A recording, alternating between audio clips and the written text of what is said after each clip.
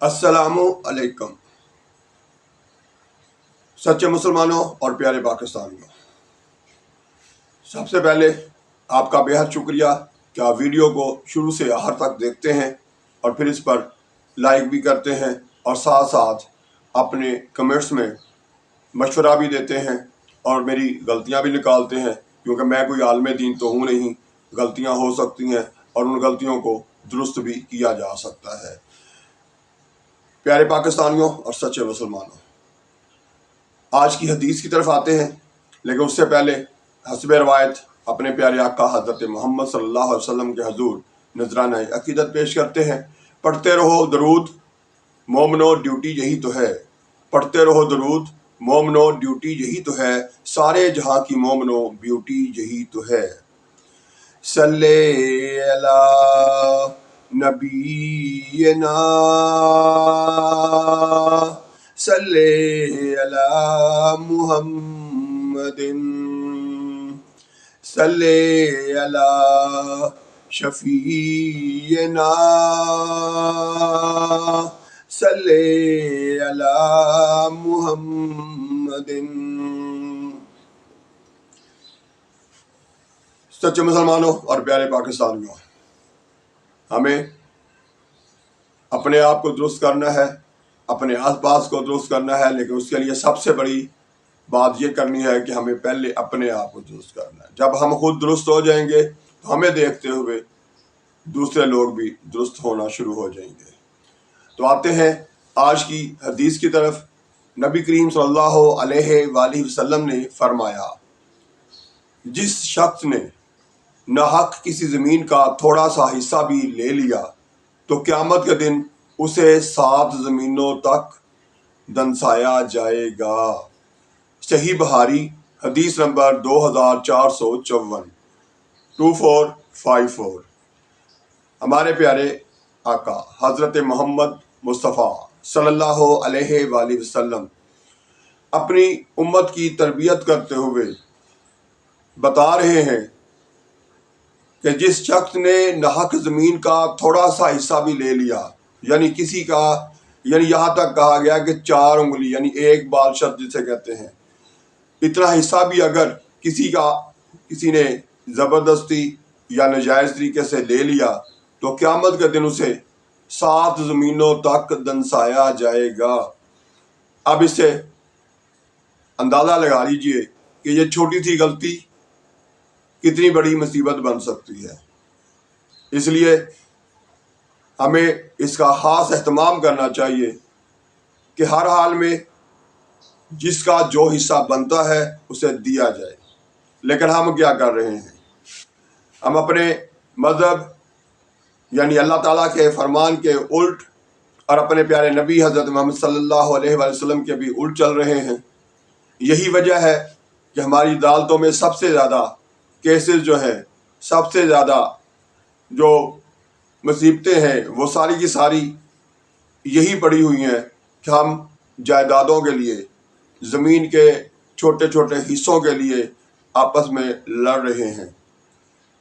بلکہ یہاں تک کہ ہم بد نصیب لوگ اپنے بیٹے بیٹیوں میں جائیداد صحیح طرح سے تقسیم ہی نہیں کرتے، خاص طور پر بیٹیوں کو تو ان کا حصہ دیا ہی نہیں جاتا۔ اکثریت یہ ہو رہا ہے۔ تو کیا ہمیں اپنے آپ کو درست نہیں کرنا چاہیے، یا اپنے آپ کو مسلمان کہتے ہوئے ہمیں شرم نہیں آتی ہے کہ ہم کر کیا رہے ہیں؟ ہمارا مذہب ہمیں سکھا کیا رہا ہے اور ہم اس کے الٹ چل کر کیا کر رہے ہیں؟ بیٹیوں کو سرے سے حصہ نہ دے کر کتنا بڑا ظلم کر رہے ہیں۔ یہ اندازہ قیامت کے دن جب اللہ تعالیٰ حساب کتاب لیں گے تو پھر سمجھ آئے گی۔ بہتر یہ ہے کہ اس چیز کو ابھی سے سمجھیں اور دنیا میں فیصلے کریں اور ٹائم پہ کریں۔ ہمارے ہاں یہ بھی ہوتا ہے کہ بڑے بیٹے کی شادی کر دی جاتی ہے تو اس کے بعد گھر میں نہ چاکی جب پیدا ہوتی ہے تو اسے خالی ہاتھ باہر نکال دیا جاتا ہے، اور وہ پھر کرائے کے مکانوں میں در در کے دھکے کھاتا ہے۔ اس طرح سے اس کی عمر گزرتی رہتی ہے اور اس کے بچے سفر کرتے رہتے ہیں، اور جب جائیداد میں تقسیم کی بات کی جائے تو کہا جاتا ہے کہ میں تو جی اپنے سب سے چھوٹی بیٹی جو ہے اس کی بھی شادی کروں گا، اس کے بعد جائیداد تقسیم کروں گا، یہ کہہ کر بڑوں کو ڈکے کھانے پر مجبور کیا جاتا ہے۔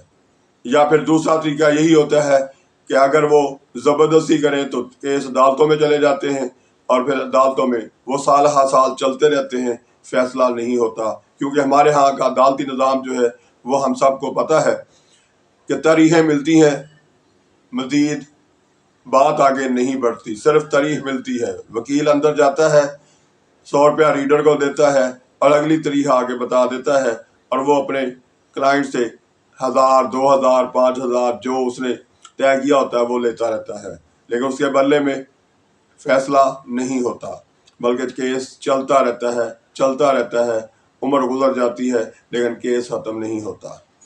تو پیارے پاکستانیوں، ہمیں اپنے آپ پر خود غور کرنا چاہیے کہ ہم کر کیا رہے ہیں، ہمیں کرنا کیا چاہیے، اور کیسے اپنے پیارے مذہب اسلام پر عمل کر کے ثابت کرنا ہے کہ ہم ایک اچھے مسلمان ہیں، لیکن ہم ایسا نہیں کر رہے۔ اسی طرح سے قدم قدم پر جھوٹ بولنا، سچ سے پرہیز کرنا، یہ ہماری عام روٹین بن گئی ہے۔ تو یہ ساری چیزیں جو ہیں، یہ خامیاں جو ہیں، چاہے وہ غیبت کرنے کی صورت میں ہو، چاہے وہ پانی ضائع ہو رہا ہو، چاہے کھانے پینے کی چیزیں ضائع ہو رہی ہوں، چاہے دوسروں کے ساتھ بد اخلاقی سے پیش آیا جا رہا ہو، یہ سارا کچھ اس معاشرے میں ہم نے اپنا حصہ بنا لیا ہے۔ ہم اپنے آپ کو بہتر کرنے کی بالکل کوشش نہیں کر رہے۔ تو پیارے پاکستانیوں اور سچے مسلمانوں، اپنی زندگی کو خود بدلیں، اپنے آپ کو بدلیں۔ جب ہم خود بدلیں گے تو آس پاس خود بخود بدل جائے گا۔ تو اس لیے عادت بنائیں سچ بولنے کی، دوسروں کے ساتھ اچھا سلوک کرنے کی، جھوٹ سے ہمیشہ بچنے کی، غیبت سے بھی بچنے کی۔ اسی طرح سے کوشش کریں کہ اپنی زندگی میں کم از کم ایک پھلدار پودا ضرور لگائیں۔